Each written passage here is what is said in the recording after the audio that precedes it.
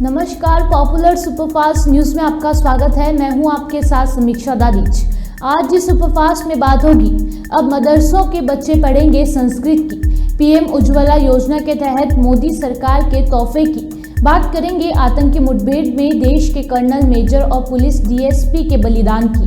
केरल में Nipah virus के 5 नए केस से फैली दहशत की। पीएम मोदी ने विपक्षी गठबंधन को कहा इंडी अलायंस की।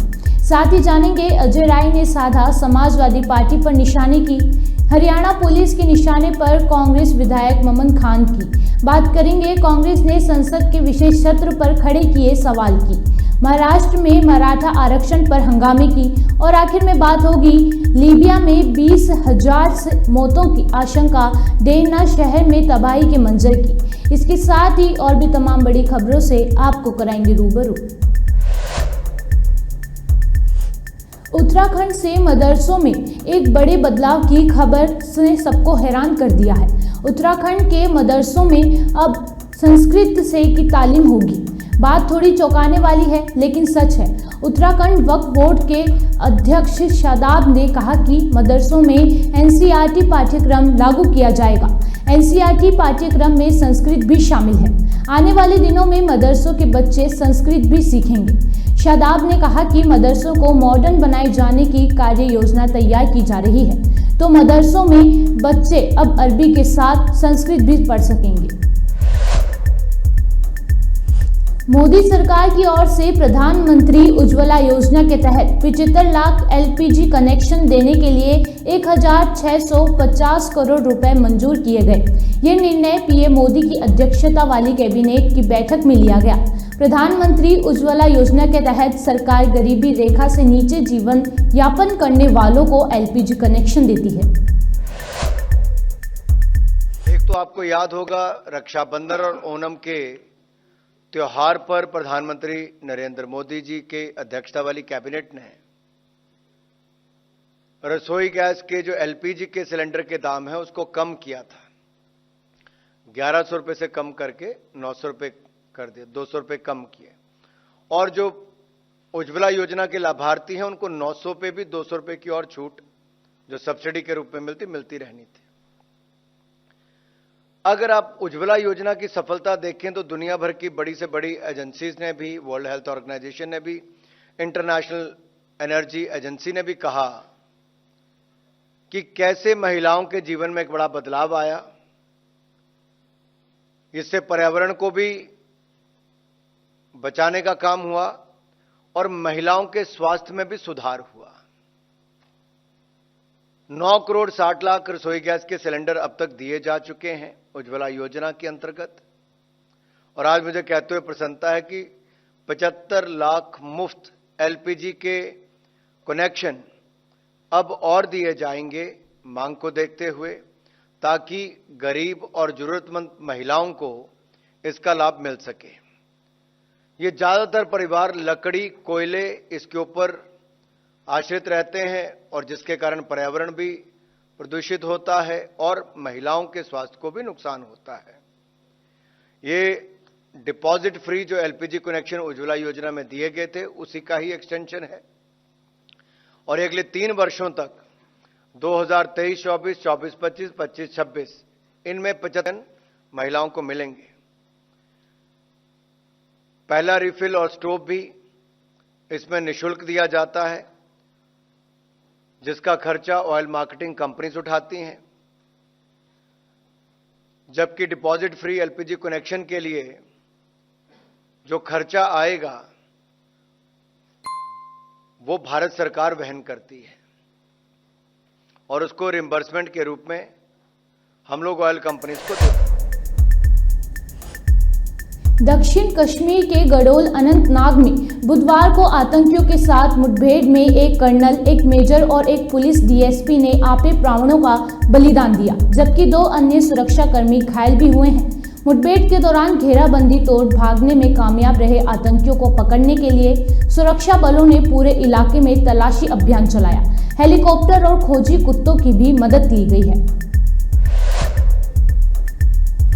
केरल में निपा वायरस ने लोगों के मन में दहशत पैदा कर दी है। राज्य में निपा वायरस के 5 केसों की पुष्टि हो गई है। 2 मरीजों की मौत भी हो चुकी है। ताजा मामले में 24 वर्षीय स्वास्थ्य कार्यकर्ता निपा रोगी के निकट संपर्क में आया था। वह निपा संक्रमित पाया गया है। राज्य सरकार ने वायरस के प्रसार को रोकने के लिए कई क्षेत्रों में लॉकडाउन जैसी पाबंदियां लागू की हैं। स्वास्थ्य विभाग के मुताबिक मरीजों की ट्रैवल हिस्ट्री खंगाली जा रही है, जो सरकार के लिए चिंता का कारण बनी हुई है। प्रधानमंत्री नरेंद्र मोदी बुधवार को मध्य प्रदेश के बीना पहुंचे। पीएम मोदी ने यहां बीना में 50,700 करोड़ से अधिक की परियोजनाओं का शिलान्यास किया।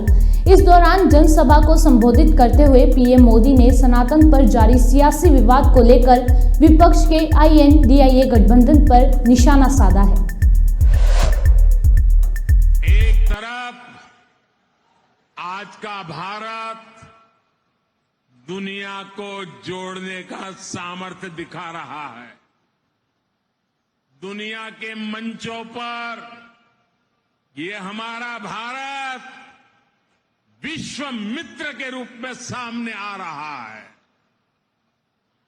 वहीं दूसरी तरफ कुछ ऐसे दल भी हैं जो देश को, समाज को विभाजित करने में जुटे हैं।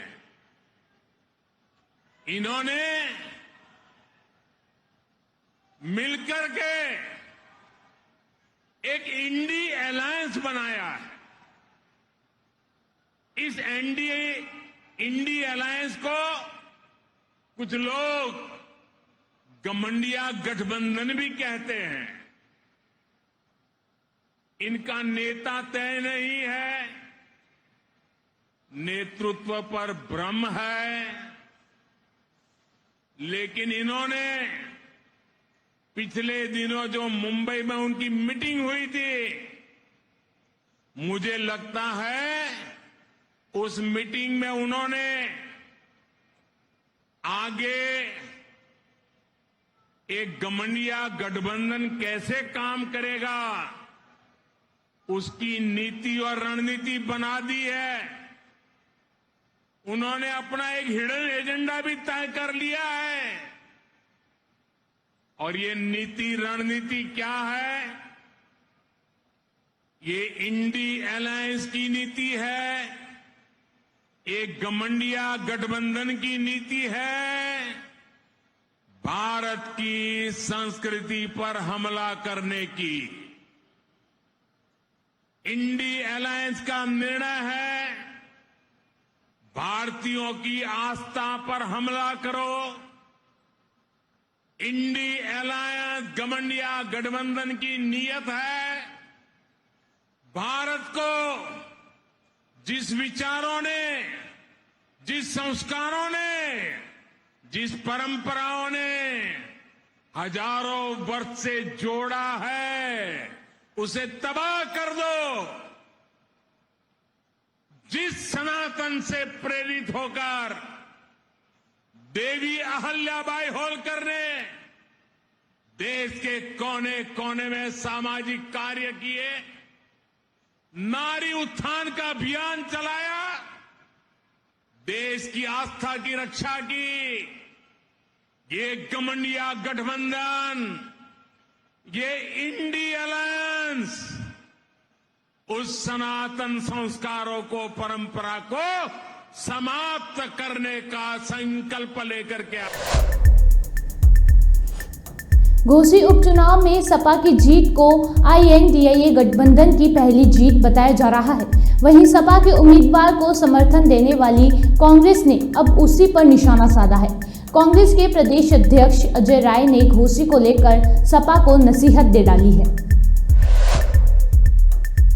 आज हम सब लोग हम सबके वरिष्ठ कांग्रेसी उनके आज उसके कार्यक्रम में आए हैं और आज यहाँ पर हम लोगों ने स्वर्गीय कल्पनाथ राय जी की मूर्ति पर माल्यार्पण किया, जो इस मऊ के मैं कहूँ विश्वकर्मा थे और पूरे पूर्वांचल, पूरे प्रदेश के विकास पुरुष रहे। 2024 के लोकसभा चुनाव के लिए क्या करेंगे? पूरी ताकत के साथ कांग्रेस पार्टी मजबूती के साथ, दमदारी के साथ 2024 का चुनाव लड़ेगी और सरकार बनाएगी। कांग्रेस ने सपा को समर्थन किया है, सपा का एक भी कार्यकर्ता यहाँ आपके स्वागत में नहीं दिखाई दे रहा है। देखिए, हम सब लोगों ने बड़ा मन करके, जैसे बार बार अखिलेश यादव जी का बयान आया था कि कांग्रेस के लोग बड़ा मन करें, हम लोगों ने बड़ा मन करके उनका समर्थन किया, सहयोग किया। और कांग्रेस का एक एक कार्यकर्ता, आप सब लोगों ने देखा होगा, हमारा एक एक कार्यकर्ता केवल मऊ का ही नहीं, मऊ, आजमगढ़, गाजीपुर, गोरखपुर, कई जिले के कार्यकर्ता दिन रात आकर मेहनत किए और घोसी में इंडिया गठबंधन का चुनाव जीता। बड़ा मन करने से क्या सीटों का बंटवारा? नहीं, मैं जो पूरी बात हो जाने दें, ये जीता।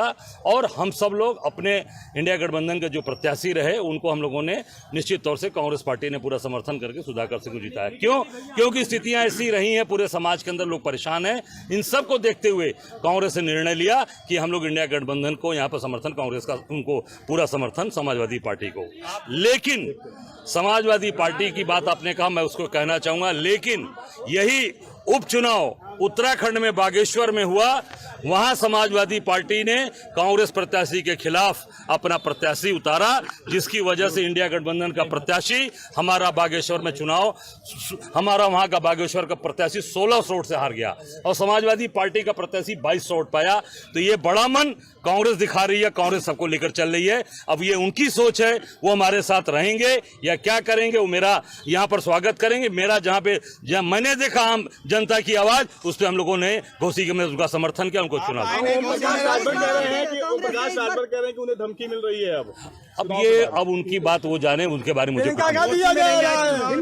नहीं। घोसी में हमारे एक एक कार्यकर्ता, हमारे एक एक लोग, उपाध्यक्ष, सारे लोग, पूरी टीम, मैंने कहा कम से कम 5 जिला, और मैंने ना आने के बावजूद कांग्रेस पार्टी ने समर्थन करके चुनाव जिता दिया। ये आप समझिए कि कितनी ताकत है, कितना समर्थन है। तो क्या इंडिया गठबंधन में लोकसभा में, यूपी में सीटों को बंटवारे को लेकर अब वो हम बड़े मन से तैयार हैं काम करने के। मैंने कहा ना कि मैंने समर्थन किया, अब बाकी उनकी सोच है, वो हमारे साथ कैसे आएंगे ये उनके ऊपर। मोनू मानेसर की खुली छूट मंगलवार को अचानक खत्म हो गई। हरियाणा पुलिस ने उसे गिरफ्तार कर लिया है। इसी फरवरी में 2 कथित गो तस्करों की हत्या के बाद चर्चा में आए मोनू मानेसर का नाम नूह में हुई हिंसा के बाद भी सुर्खियों में था। हरियाणा पुलिस ने मोनू को आपत्तिजनक सोशल मीडिया पोस्ट के लिए गिरफ्तार किया है। गिरफ्तारी के कुछ ही घंटों के भीतर उसे राजस्थान पुलिस को सौंप दिया। राजस्थान पुलिस अब मोनू मानेसर से इसी साल फरवरी में हुई नूह हिंसा में हुई नासिर और जुनैद की हत्याओं के मामले में पूछताछ करेगी। संसद के 18 सितंबर से शुरू होने वाले 5 दिन के विशेष सत्र के दौरान संविधान सभा से लेकर आज तक संसद के 75 वर्षों की यात्रा, उपलब्धियों, अनुभवों, स्मृतियों और सीख पर चर्चा होगी। लोकसभा सचिवालय द्वारा बुधवार को जारी बुलेटिन में ये जानकारी दी गई है। बुलेटिन के अनुसार इसमें संविधान सभा से लेकर आज तक संसद की 75 वर्षों की यात्रा, उपलब्धियों, अनुभवों, स्मृतियों और सीख पर चर्चा के अलावा 4 विधेयकों का भी उल्लेख है। सरकार द्वारा संसद सत्र के बताए गए एजेंडे पर कांग्रेस ने कहा कि वास्तव में पर्दे के पीछे कुछ और है। महाराष्ट्र के जालना में मनोज झरांगे पाटिल का आंदोलन जारी है। सीएम शिंदे और डिप्टी सीएम अजित पवार जालना जाने वाले थे, लेकिन उन्होंने अपना प्लान बदला और नहीं गए। इस बीच मराठा आरक्षण की मांग को लेकर अब भी विरोध प्रदर्शन जारी है। लीबिया में विनाशकारी बाढ़ का कहर जारी है। बाढ़ से सबसे ज्यादा प्रभावित पूर्वी लीबिया के डेर्ना शहर में जान गंवाने वालों की संख्या करीब 20,000 हो सकती है, जिसके और बढ़ने की आशंका है। एक स्थानीय स्वास्थ्य अधिकारी ने बुधवार को बताया कि इस तटीय शहर में लोगों को सहायता पहुंचाने के लिए अधिकारियों को संघर्ष करना पड़ रहा है।